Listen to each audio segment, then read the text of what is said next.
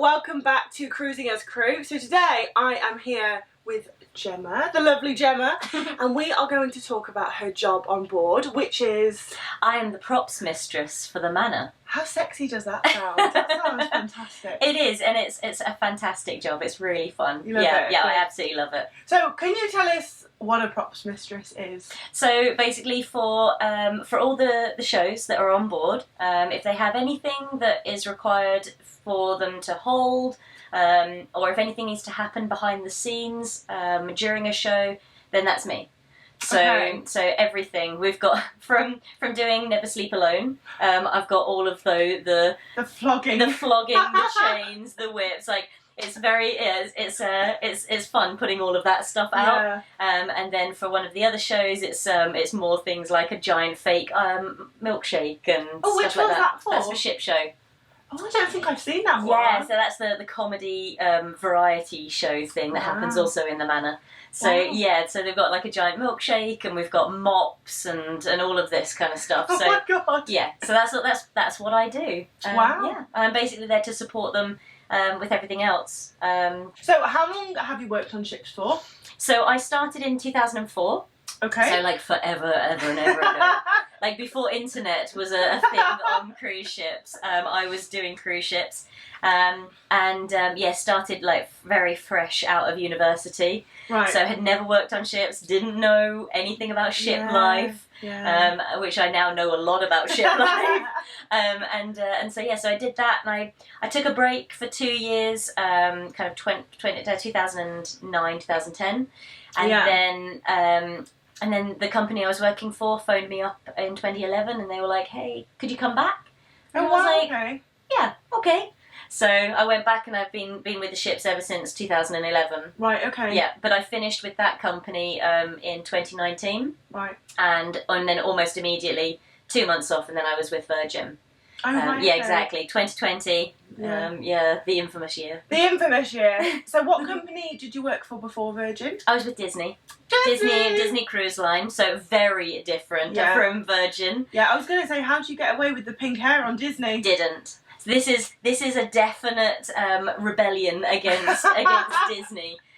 Because for 13 years I had to be fresh faced, blonde hair, and very polite and all of this, and so Virgin allows you to do crazy things and have tattoos and be you as well, which is amazing. Yeah, and I think you were saying last night it's really hard to find was it techies? Technicians without tattoos. Yeah. So yeah, if you're one of those people that is loving to be creative with their look, then Virgin are like grabbing you and pulling you in, because they want that cool kind of vibe from people. And I really like you said something last night, like they don't care as long as you can do your job. Yeah. They don't care what you look like, whether you have pink hair, tattoos, piercings, or as long as you do a good job, they're happy with. And if you're a cool person as well. Yeah, of because course. There's no point in having someone who's great at their job but you're a dick, because no one wants to work with you. No, and really, so that's the thing. It's like, so unfortunately, you do end up with certain companies that have a very strict brand look. Yeah. Basically then kind of pushing themselves into a corner. Yeah. Whereas Virgin have really opened it up again. Yeah, exactly. Like there was a guy at Dover when we were on Scarlet, and we docked there in 2020. Yeah. And he was an older guy, big old bushy beard, tattoos all over the knuckles. And he said, "Oh, how do I get a job on here?" And I said, "Well, this is how you go about it." And he goes, "Oh, but I can't really, because I've got the tattoos and all of this, and I'm a bit older."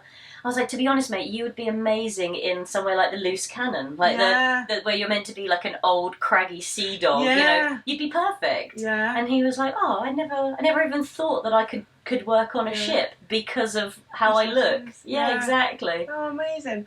So, for anyone watching who wants to work on cruise, because you're in the entertainment department, right? Yes. So, I work in the shops on board, so I am in the onboard revenue department. You're in the entertainment department. So, for anyone wanting to do your job or something with, we'll just go with your job. Do they need qualifications? Yes. Okay. Yeah. What qualifications are they? So at the moment, it's kind of kind of in flux. Okay. It's more like you just have to show that you have a good amount of experience. So if you have loads of experience but no qualifications, unknown, because most of us will have those qualifications. But like for me, I've got my 3-year degree in costume and makeup. But then on top of that, I've got over 10 years experience in this industry. Right. But I think, to be honest, if you could either show that you have the degree or you have like 5 years experience, then that'll be.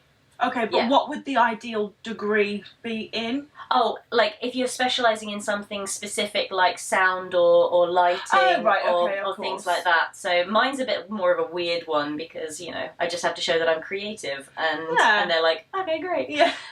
But yeah, for people who are doing the more technical side of things, then yeah, having one of those degrees in something like that, or technical management or things like that. So there are those courses and those degrees out there. Okay. But again, they weigh up so many factors. Yeah. To decide on who would be a good fit. Yeah. So if you have the degree but no experience, how's that going to go down, do you think? As long as you show willing to learn. Okay. And again, if you're coming off with the right kind of vibes, then they'll take you, because at the moment we have a thing called roadies. So they're an entry level. Oh, yeah. Oh, okay. Yes, so you'd come in as a roadie. You get the experience of working on ships without having to do anything particularly specific. Okay. And then they're kind of like, they'll show you and be like, hey, are you interested in this? And then they'll take those people and kind of train them up on board. Oh, brilliant. Yeah, exactly. So there's like an onboard kind of, it's in its infancy at the moment, but there's an onboard training program that they want to kind of instigate. Oh, that's amazing. Yeah, exactly. So then you move up from being a roadie to a shipwide technician. Yeah. And then from shipwide technician, you would be put into one of the venues. Oh, that's brilliant. Yeah, so it's just making your way up. Yeah. Because there's nothing like apprenticeships anymore. Not really. No, exactly. So they're trying to kind of bring that on board, which is really cool. It's good. It's going back to basics. Yeah. And I think that's what Branson likes doing a lot, is taking the best of the past and bringing it forward. Yeah. So if you did want to apply to be a roadie, how would you go about it? Would you go on the Virgin Voyages website? So go and have a look at LinkedIn or well, if you go onto their actual website, then you can go and follow the career path down there. Funnily enough, how I got into it was one evening we were all sat at my last company. We were all sat around the dinner table. Yeah. And someone just walked in with a piece of paper and they put it down on the table and they said, this is the email address of the guy who's hiring for Virgin. Oh, wow. And we all we were on there sending our resumes like ASAP. And so that's how I got into it. Yeah. And then since then, the recruiters kind of come and ask us. Yeah. So they're like, hey, I've had this person that's contacted us from one of your old companies. What do you guys think? Yeah. And we'll either say like, yes, interview them, or like not first. Yeah, exactly. And so that's quite good. But they're doing a lot of the expos that go around. So there's lots of trade fairs for technicians, and Virgin are now starting to go and visit those kind of places and be like, hey, if you're interested, come hang out with us. Okay. Yeah. And what are your hours like? So there's obviously like embarkation day, port day, and sea days. So can you just tell me on those 3 types of days what your hours look like and what you would be doing? I can tell you in theory. Tell me in theory. Because right now we haven't had a normal operation. Yeah. But for us, embarkation days are fairly light. We don't have because obviously there's no shows going on. So it'll be a day where we can just kind of chillax. We can do any project work that we want to do, and then get ready for doing stuff in the evening. So generally, on an embarkation day, we're probably not expected to do anything until kind of 4 o'clock in the afternoon. Yeah. But then we might be doing like a show like Never Sleep Alone that goes until 11 o'clock or midnight. Right. So there's that. We are night owls in our venue. Okay. And then sea days will have things happening in the venues. But again, we're mostly the nighttime people, because sometimes the clubs and things go on until 3 a.m. Yeah. So we're there staffing it and dancing along with everyone else until 3 o'clock in the morning, and then we'll peace out. And then other technicians will come into our venue to look after the bits that may happen during the day. So we've got the VHS workout. Yes, oh my god, I love that, it's amazing. Which is hilarious. Basically there's a whole load of people doing fun 1980s workouts using shaker weights, which is, Yeah, if you come on board for a cruise, or a voyage, you absolutely have to do it, and bring your fluorescent leotards. And leg warmers, scrunchies, everything. So we've got that will happen in the space, but we won't technically be looking after it because the other technicians who are the shipwide guys who are learning about the venues that'll be one of their kind of like things they're part of their gig to then step forward into coming into that venue. Right. Okay. So that's that really, and then port days. If there's nothing on, then we get to go and enjoy. Oh, wow, okay. Again, it's going to be a lot of figuring things out. The way I like to work is if it's nothing really happening, then they'll kind of expect you to take responsibility for your own area. Yeah. And as long as everything is cool in your bit, they'll leave you alone. Okay. And as long as you're doing some kind of maintenance of things, then they'll leave you alone, and they'll be like, right, we'll see you in the afternoon, and we'll make the shows happen in the evening. So amazing. And then who do you report to? Who's your boss? So for scheduling stuff, it's the stage manager for the venue. They'll dictate our hours, and we just tell them, hey, if we need more time to do this, or how much time we're going to take to set this up, then they'll sort all of that out. Yeah. But for everything else, we've got a position called the entertainment technical manager. Okay. And so they're the ones that we go to for kind of work-related things. So if I need to order anything, like if I need more condoms for one of the shows. Like for you? For one of the shows. Then I go through them for ordering and stuff like that. Or if I need if I need more time and I need help with something that is going to bring people into the venue, then I'll go and speak to him. I would say just try it. So when I first started ships, and everyone says this, when you first start, you're like, I'll just do one contract and see what it's like, and then like I said, 13 years later, 7 still, contracts later. Yeah, exactly.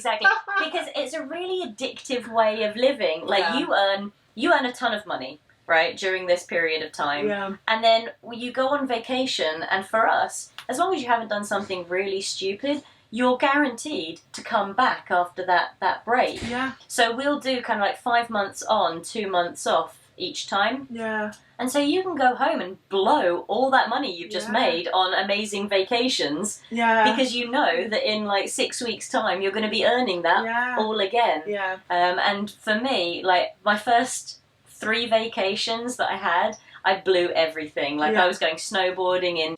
I would say just try it.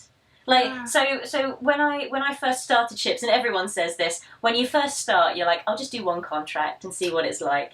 And then like I said, 13 years later, 7 still, contracts later. Yeah, exactly. Because it's a really addictive way of living.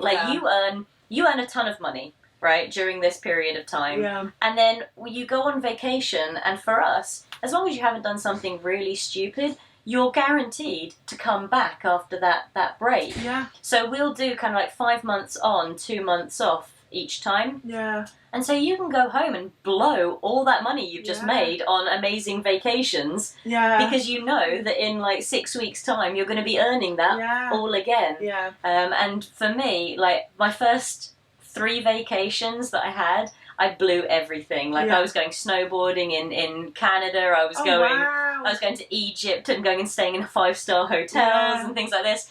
And then my dad was like, Gemma, you know that money that you keep earning? You might want to do something a bit more sensible with it. Yeah, but you're a homeowner. I am. Yeah, I own 3 flats down on the south coast. Yeah. So and then 2 of them are rented out. So then the 3rd one I live in when I go home. Yeah.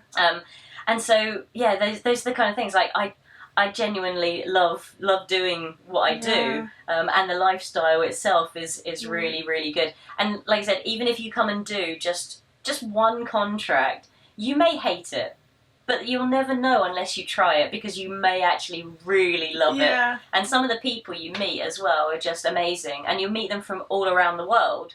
So you can go and just like, hey, I'm going over to Thailand. And then you'll get a whole load of people saying, hey, just pop down to the Philippines, come see us. And you can stay at my mansion for a week for free. And being able to travel as well. Like, you get to see some really cool places. And that's the one thing I miss at the moment. I'm hoping I'll be able to do with Virgin, is see new places. Because when you do the same kind of routes every time, you're like, okay, so I know where my favourite restaurant is when I get to like the Bahamas, or like, when I get off in Barcelona, I know exactly where to go and how to get to one of these restaurants that I always go to.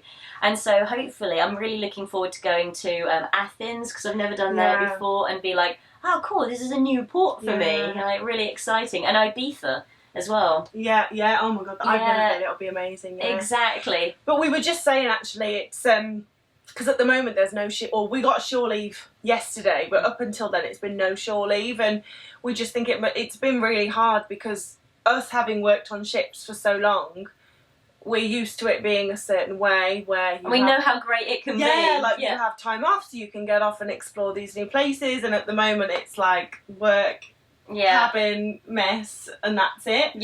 And we were just saying, these poor people that have like just started working on ships, and they're like, I was told it was going to be like this, and this, and I'm like, but hold in there. Just think of it as just being able to put that money in your pocket and meet the good people that you're going to hang out with, and then as things start opening back up again, then you'll see what life on a cruise ship can really be.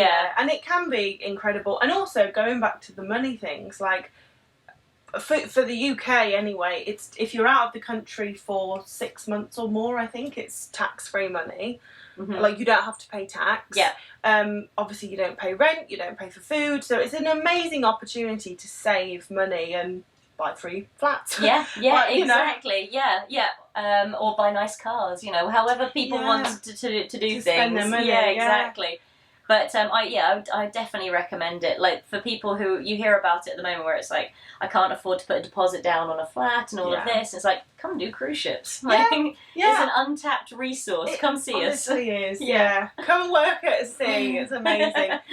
You'll meet amazing people, have a great time, see some new places, and save a shed load of money. So win-win all round. Absolute win. What is your favourite thing about working on a cruise ship? And what is your least favourite thing about working on a cruise ship? Oh gosh. Well, my favourite thing is the ports. Like, being able to get off and explore and see new places, definitely my favourite thing. And also, I guess, like, the people, the team that I get to work with, and especially working here, because everyone is being themselves. Like, it's really, really great, and it's such a good energy as well about it. A lot of banter. Exactly. And I'd probably say the thing I look forward to least is the safety aspects. Like, it is really important to understand that you are on a little floating town, your little floating city, and you all have to look after that city and everything like that. But it is quite difficult when you are being told you can't get off the ship because there's import manning, and there has to be a certain amount of crew that gets stuck on board in case of an emergency, and you're sitting there going, but everyone's getting off to go scuba diving today, and you have to sit there and just wait in case there's an emergency. So that's the kind of slightly downside of it. But if that's what you have in comparison to everything else that is good about it, like, that's fine. I'll definitely take it. Yeah, but this is what I always say, like, with any job you do, whether it's ships, whether you're a lawyer, whether you're working in McDonald's, whatever you do, there's always going to be pros and cons to every job. So, like you said, if the pros outweigh the cons, which they do for us, then... Yeah, that's the thing. Again, the excitement around the ships is just so like, it's infectious. Palpable. Yeah, exactly. Like, you feel how happy people are. And even my parents that came on for the Friends and Family cruise, they were just like, everyone's just so genuine, and because like they know that no one is doing it for the tips, that's also a really big thing as well, because they're just like, oh, everyone is genuinely looking after us. Yeah, well, this is it. I think, like, I have been on a cruise for holidays, and people are asking like, oh, how is your cruise? But it's like, I know you're just asking me because your manager's told you to ask me.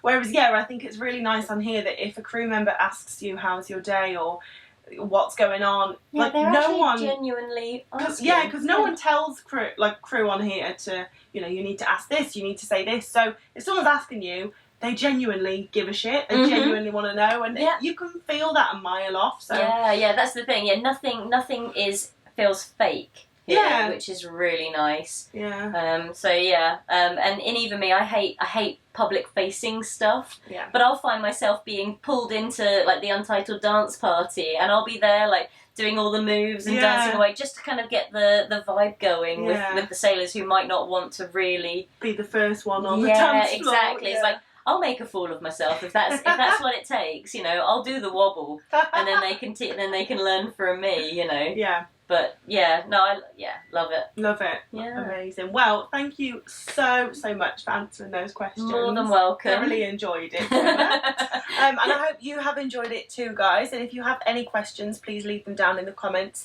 and I will do my best to answer them. And if I can't answer them, I will ask Gemma, and hopefully she will be able to answer them. But thank you for watching, and I will see you in the next video.